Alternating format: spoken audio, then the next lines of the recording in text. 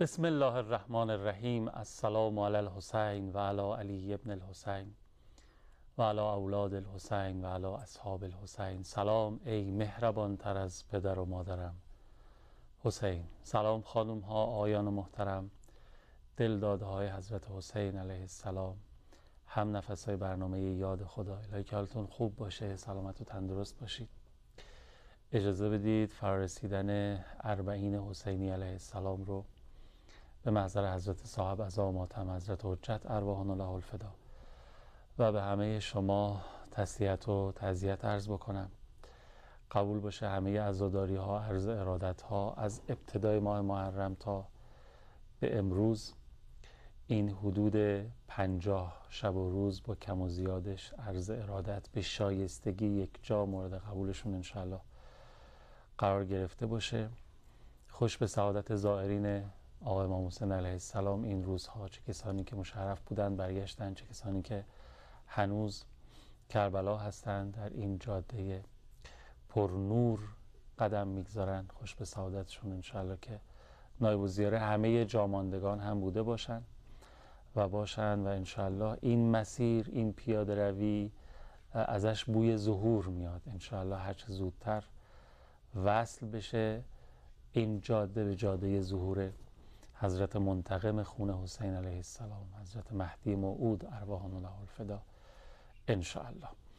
مثل هفته‌های گذشته در چنین شب‌های ما محضر حجت اسلام المسلمین حاج آقای تراشیون عزیز هستیم که برای من مایه مباهات این نوبت هم در خدمتشون هستم. آقا سلام، خیر مقدم، عرض تسلیت. سلام علیکم و رحمت الله. بسم الله الرحمن الرحیم و الحمد لله رب العالمین. درود میفرستم بر نبی مکرم اسلام و اهل بیت آن پیامبر بزرگوار. عرض تسلیت و تعزیت اربعین حسینی رو هم داریم و داریم انشاءالله همه این قدم هایی که در مسیر حسین علیه السلام برداشته میشه در روز قیامت در طبقی از نور برای ما به خودمون برگرده انشاءالله. الهی آمین انشاءالله به برکت دعای خیر شما. در خیلی ممنونم آقای زنده باشید. ما در خدمت شما هستیم و خیلی خوشحالیم از این بابت. اگر اجازه بدید طبق معمول ما یه خلاصه‌ای داریم اول پخش میکنیم از برنامه هفته گذشته، ببینیم برگردیم در خدمت شما باشیم. بفرمایید. خیلی ممنونم که دل میدین به برنامه خودتون. این یک خلاصه جمع جور بود از آنچه که آقای تراشیون هفته قبل فرمودن. بریم ادامه شاخصه های تربیتی حسینی رو از لسانشون بشنویم و استفاده کنیم. بفرمایید. بله، یکی دیگه از ویژگی هایی که ما در تربیت حسینی باید بهش توجه بکنیم خانواده دوستیه. وجود مبارک ابی عبدالله الحسین خانواده دوست بودند و این رو میشه در جای جای حتی ماجرای کربلا دید. یعنی از اون چینش خیمه بانوان که چه توجه ویژه‌ای شد که محصور باشه، مراقبت ویژه‌ای از اونها بشه، چه اون لحظه‌ای که مقاتل می نویسن ابی عبدالله الحسین علیه السلام وقتی از اسب بر زمین افتادن تا جایی که به شهادت رسیدن میگن یه فاصله مکانی وجود داره، یعنی حضرت خودشون رو زمین میکشیدن.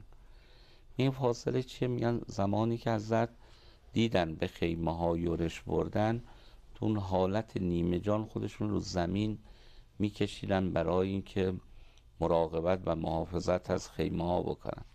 این حساسیت رو هم میدونید خود عمر سعد علیه الحاوی هم میدانست، چون میگن وقتی دیگه همه یاران ابی عبدالله الحسین به شهادت رسیدن و ابی عبدالله یک و تنها در میدان باقی ماند، عمر سعد لشکرش رو به دو بخش تقسیم کرد. یعنی گفت یه بخش به حسین حمله کن، یه بخش به خیمه ها. این در زمان حیات ابی عبدالله اینا به خیمه ها یورش بردن. ببین اینا جنس خانواده دوستیه که حتی تو لحظات سخت و دشوار نگاه به خانواده باشه. یا مثلا یکی از وداهایی که ابی عبدالله الحسین داشتن وقتی میخوان به سمت میدان حرکت بکنن، میدن ذوالجناح حرکت نمیکنن، نگاه میکنن میبینن که دخترشون سکینه آمده برای ودا. حالا شما ببینید ماها خودمون مثلا صبح داریم میریم سر کار، مثلا بچه‌مون بیاد مثلا دنبال ما جلو ماشین، ناراحت میشیم، شاید عصبی هم بشیم، برو حالا ظهر میام ببینم چی کار داریم. ولی میگن حضرت تو اون حال در اون معرکه که چه بسا زخم دیدم بودن حضرت در اون لحظات، میگن حضرت از اسب پیاده میشن و روی زانوانشون قرار میگن که چهره به چهره با دخترشون بشن و ارتباط برقرار میکنن. ببین این جنس خانواده دوستی رو آدم میبینه در لحظه لحظه ماجرای کربلا وجود داره. ما معتقدیم که اگر بخواهیم نسلمون رو بیمه بکنیم انشالله در حیاتش، در طول زندگیش در این عالم خاکی، باید خانواده دوست بار بیاریم. آدمای خانواده دوست کمتر خطا میکنن، کمتر به مسیر غلط میرن، کمتر حالا به تعبیر امروزی ها به ذهن میکنن. لذا بچه هامون رو سعی بکنیم با خانواده هامون عجین بکنیم، مرتبط بکنیم، ارتباط گیری، خصوصا با مثلا عمو، دایی، عمه، خاله، پدر بزرگ، مادر بزرگ. این ارتباطاتی که امروز داره کمرنگ میشه. میدونیم متاسفانه جناب آقای قوامی ما اگه خانواده های گسترده رسیدیم به یک خانواده، بله. اتفاقا این خانواده هم ارتباطش رو داره با اون خانواده دیگه خیلی محدود میکنه.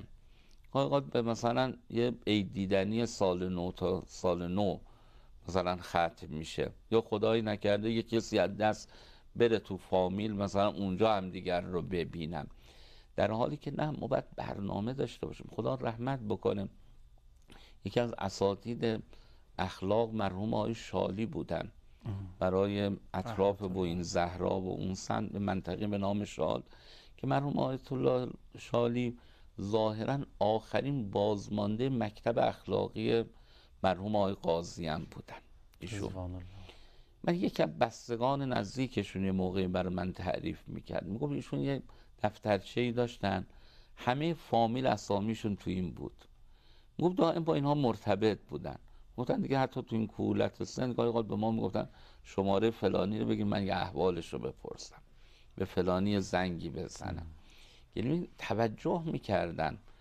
امروز انگار خونه های ما ورود ممنوعه برای مهمان و خودمونم این کار رو داریم انجام میدیم، به خاطر اینکه مقداری متاسفانه آفتاب لگن هفت دستی شدیم و شام و ناریجی اینه، یعنی خرجا رو زیاد کردیم، خیلی امکانات زیادی رو میخوایم فراهم بکنیم، سفره‌های رنگین، لذا منجر میشه ارتباط کم رنگ بشه. همین اخیراً یه آقای بزرگواری به من میگفت آقای تراشون من خیلی دوست دارم با فامیل ارتباط برقرار کنم.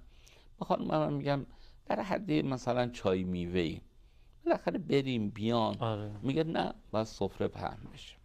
بعد میگه وقتی من میبینم یه سفره میخواد پهن بشه چند میلیون هزینه شه، خب واقعا چقدر من میتونم مهمانی بدم؟ یواش یواش منم قید مهمانی زدن رو بالاخره میزنم، میگم ولش کن، نمیخواد دیگه مهمانی بدیم.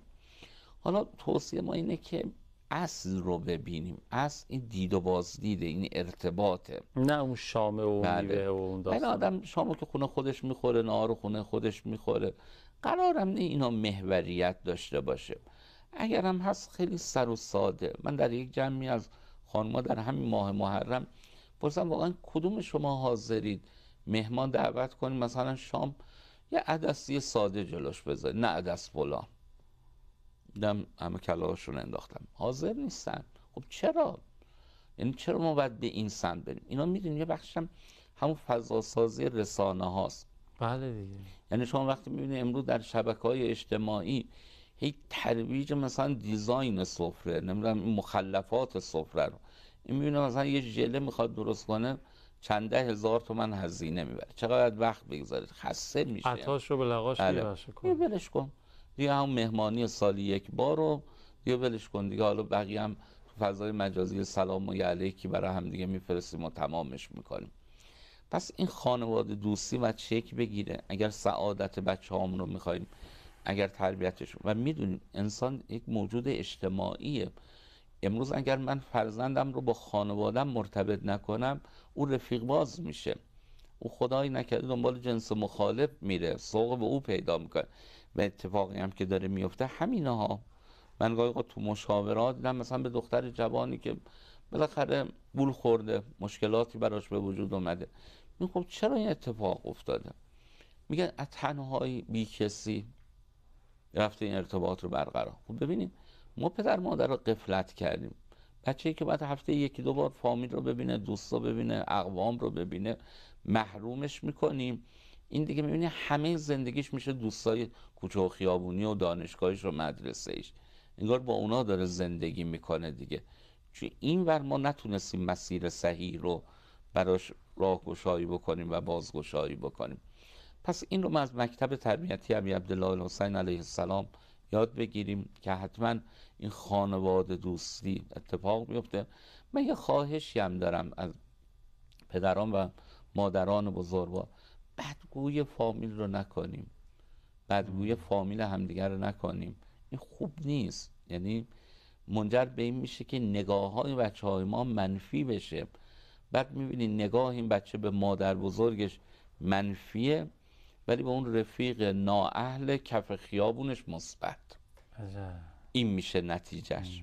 یعنی وقتی ما مادر بزرگ یا پدر بزرگ رو بزنیم، آسیب بزنیم، اونا رو بدگویی بکنیم، خب از اون کنده میشه میره این ور دیگه، اینا براش میشه تبدیل به یک ارزش. اینم پس یه نکته بحث خانواده دوستی رو حتما داشته خیلی باشیم. به نظرم نکته مهمی بود این بحث خانواده دوستی.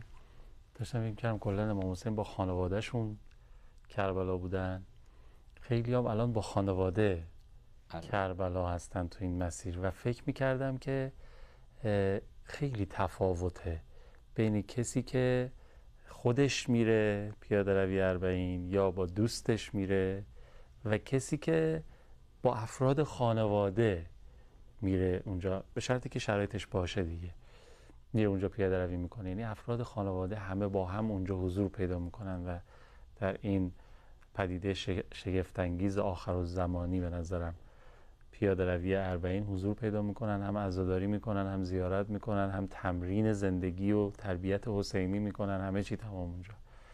به نظرم ارزشش خیلی بیشتره.